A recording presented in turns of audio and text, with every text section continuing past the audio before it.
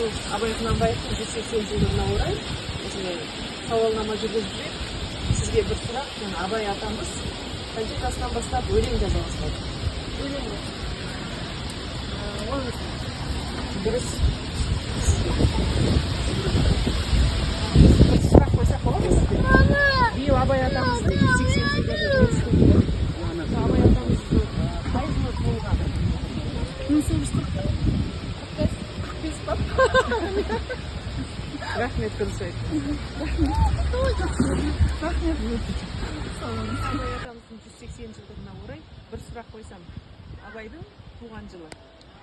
Абай 1845 жылы дүниеге келген. Дұрыс. Сізге сыйлық. Абай атамыздың қанша қара сөзі бар? Абай атамыздың 45 қара.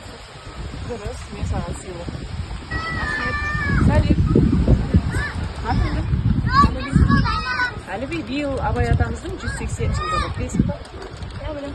Ендеше Абай атамыз қай жылы туылды және қай күні туылғанын білесің бе? Абай атамыз 1945 жылы 10 тамызда туылды. Дұрыс. Рахмет, мен саған сыйлық.